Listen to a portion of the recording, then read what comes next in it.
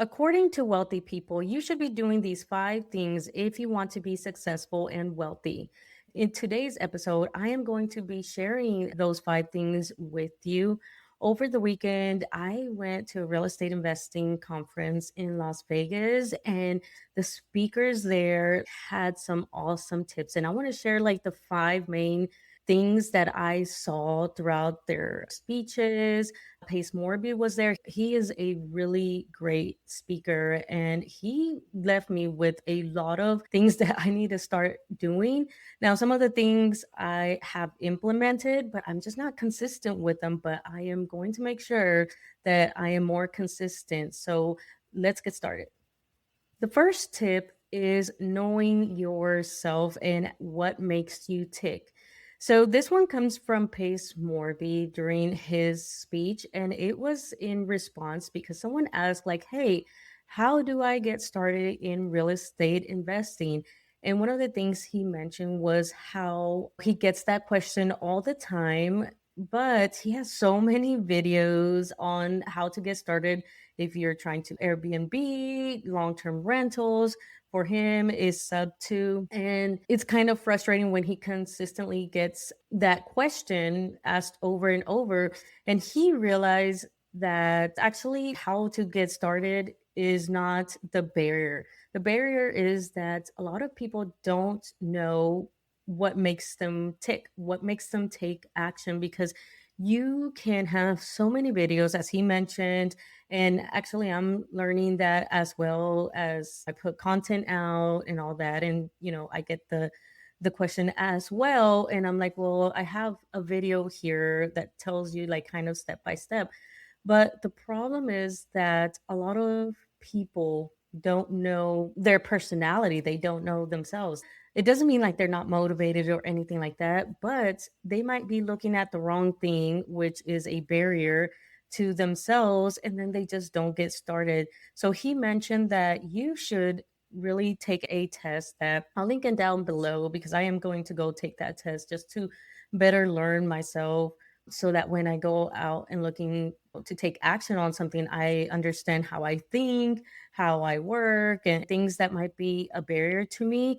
Because if you don't know these things, then when you hit an obstacle or a barrier, you're not going to understand how to overcome that. So, for example, I know that I have a little bit of a harder time with hyper fixating on things.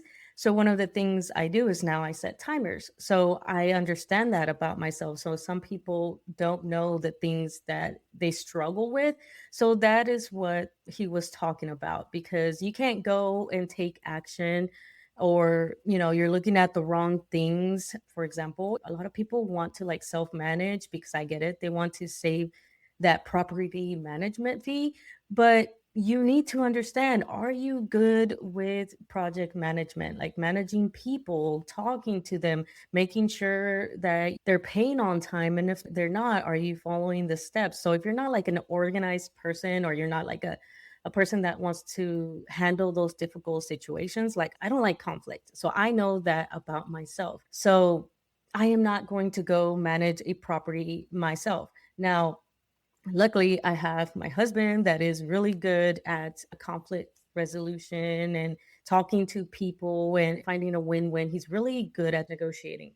So, with this property that I'm closing on, I am thinking we're going to manage it, at least try it out for the first 6 months to a year, because we are a good team, because I'm pretty organized with the paperwork and all that. So I know that about myself. So basically, take the time to understand what you're good at, what skills do you have, what are your weaknesses, what are your strengths. And then once you understand that, it's going to be an easier time when you go and try to start investing in real estate, because again, we can put all the content out there, but if you don't know how to take action with it, catered to you, because I can only make general content. I can't make specific, like, hey, if you have ADHD, here's how you start real estate investing. If you're not good at math, so that's kind of your responsibility. So I really enjoyed that discussion, and it really opened my mind on how I want to put out content and how I'm going to interact with people now. So, again, I will try to find that and link it down below if you are interested in taking kind of like that personality test. I don't think it's free, but I'll try to see. But again, and it's not sponsored or anything, but if you don't want to use that one, maybe use a similar one. But apparently that one is a really good one to help you figure out kind of your personality and stuff. But even if not, just take some time to reflect. Again, write down your weaknesses and strengths and be honest, and then proceed from there. Number two is time management. Of course, here I talk about budgeting and tracking your money and seeing where it goes, because if you don't know where it goes, then it's just burning. It might as well set it on fire. And the same applies with your time. You've heard that phrase of time is money. And it's true, because if you're not tracking your time and managing it and understanding how to spend it wisely, then it's just, you're going to like waste a lot of time.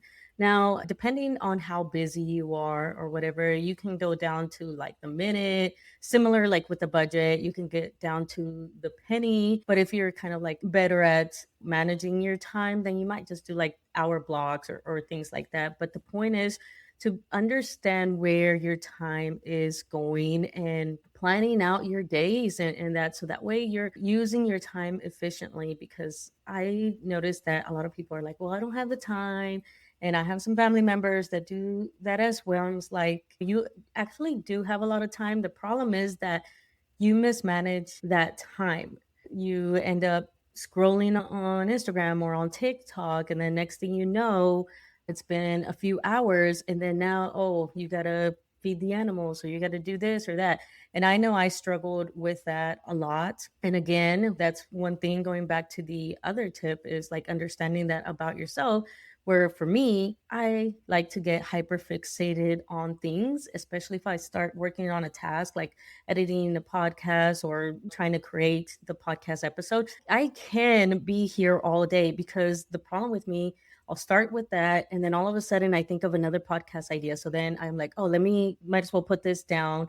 Or, hey, might as well check my emails. Like, oh, shoot, I never updated this on the website. And then next thing you know, I'm here all freaking day on my computer. And then I realized that, you know what, I'm not spending time with my daughter. I'm stressing out, and I should have maybe started doing my taxes. That's around the corner. So I should be focusing my time on my bookkeeping, which I neglected because, again, of poor time management. So I did start kind of at least putting events and things in my calendar, and that's helped so much just in that.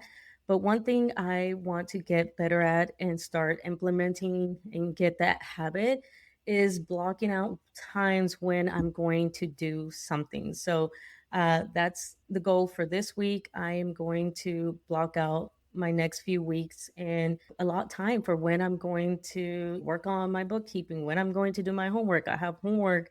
I have to work on a speech and some other stuff. So do more time blocking. And this one was from Pace Morby, and some of the other speakers mentioned it as well. But he literally lives off of his calendar. Like every single of his time is accounted for. And he does that because he wants to ensure that he has leisure time and family time for him. And for me, my family is number one priority. I mean, that's the reason I'm doing all these things, so that way I could create income and retire my husband and provide for my daughter and all that stuff, right? So it's the same thing with him. So he wanted to make sure that he used his time more efficiently. And that brings me to tip number three, is delegating and creating systems. So not only time management, but creating systems with time management is part of that system. Creating a flow of how you do things is one of the things that I've been learning, and I am working on updating my Notion and all that. And with my podcast editor, I am working on creating a workflow, and we're still tweaking it and all that stuff. So also the workflow for me of when I'm creating a podcast, when I'm recording this episode, all of that, just being more efficient and creating that system. But also learning to delegate, that's part of that system as well. As I mentioned, now I hired an editor so that way my time, again, going back to the other one, is to use it more wisely. So creating these episodes is a priority to me. And so now I could create the system and delegate and then continue delegating what I can. So that way I have more time and I'm more efficient. And now I can focus on creating my content and also spending time with my family because, again, that's my priority. The next tip is learning how to use your energy wisely. Now, again, a lot of these kind of like go hand in hand with each other. So, obviously, this one kind of goes with delegating systems and time management. But the focus on this one was more on choosing who you spend that energy with. And as I mentioned earlier on, when he constantly gets the question, like, how do I start? He has learned to not use as much energy answering that type of question. And I'm talking about Pace Morby again, because most of these were him. But again, they were touched on by other speakers. But I really enjoyed how he explained all of these. So he mentioned because someone had asked, like, hey, I really want to get my junior personnel. This guy was military, and he was saying how, like, I am trying to get my junior people to get their finances together and to start investing in real estate, but he's met with a lot of resistance. And he basically said, like, you don't want to waste your energy. And I know it kind of sounds harsh, but again, we are kind of limited in our time. This goes hand in hand with managing your time and all of that because you cannot force someone to do something, right? Like, and I am having to learn that because I am creating this content. And initially, because of course, I want to help my community and I want them to succeed and all that. But I am realizing that I cannot help everyone, right? At some point, they have to have that responsibility as well. And it doesn't mean, again, that they're not motivated or they don't want to, but they're just maybe not there yet. And me, trying to drag them by the hair or whatever and force them to do it, all it's going to do is going to make them feel bad and it's going to have them resent me. And my message is going to get lost because, yeah, they might not be ready now, but maybe in the future, maybe they were focused on paying out debt or whatever. Later on, maybe now they're ready and now they're more open to my message and my content, I guess. So it would be kind of like a waste of that energy if I am focused on trying to like drag them to this side and into the real estate or wealth building game. My time and my energy is better used on someone that is more ready now. Because again, it's just me. I don't have a team. I'm like slowly starting to build that team, but I can't help everyone. It's just me. So I want to focus, or I should start focusing on just those that are ready now and I could help them now. So understanding how to use that energy, and that goes with everything. We all have like family members or friends that you'll see them, maybe they're in a bad relationship or they're in a overspending or whatever. And you're like, girl, just leave them, or hey, pay off your debt or whatever. Again, that energy is better spent on focusing on yourself, and then when they're ready, they're ready. Otherwise they're just going to resent you and that relationship is going to struggle. So that was kind of like an eye opener for me because it did make me feel bad, like, oh yeah, you're right, like I can't help these people, but I do want to help them, but I just don't have the capacity to help in someone that's not ready to be helped. So I rather now focus my energy on helping someone that is ready to go. And the last tip is my favorite. It is that having the idea that life is basically an algorithm. It's going to give you what you interact with. And this one came from Pace Morby as well. And I really resonated with that. It's kind of like the similar, I mean, it's basically, manifestation and all that. because manifestation is kind of like a lot of like mental work, right? Like you're just putting it out there, but you also start need to take action and put yourself in these situations so that, life gives it back to you.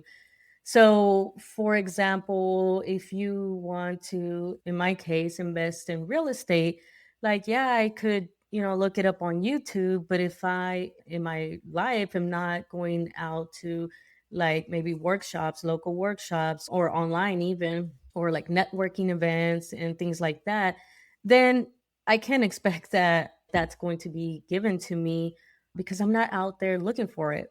And that's what happened with kind of like this conference with like, I was like, man, I really want to meet more real estate investors, especially minority women real estate investors, because again, we're the minority in this field. And so I had a friend that invited me to this conference. And matter of fact, it's Lindsay from our other podcast. If you didn't know, I have a podcast specifically for real estate investing. It's Real Estate Jefas, and she's my co-host. And she invited me to this conference, and I was hesitant because I was like, I don't know. And then she convinced me because I was like, you know what? Yeah, I do need to go to these events because I'm over here complaining that I am not meeting other real estate investing women. And so I went and I had such a blast. I met so many people, not just women, but just in general, a lot of regular people that are out here investing. And I felt like finally, right? And it's because I'm starting to interact. Like I can't expect to be here in my house expecting to meet these type of people. And so that's basically what he kind of was getting at. Is like you also have to go put yourself there so that way it comes back to you. And so I ended up meeting some awesome ladies, minorities, in their beginning journeys or middle of the journey in their real estate investments. Yeah, so I was super excited about that. So I'm going to ensure that I'm going to more events, and not just real estate investing, but just in general, like finance ones. I definitely want to go to some finance conferences. I also want to reach out, and because one of the other things is now that I moved here, like I don't have no friends, no local friends, and I want to go have some girl time. I want to find somebody, like go have some tea, go get our nails done. So I'm going to look and start going to events and see if I meet some other women there that I could hang out with.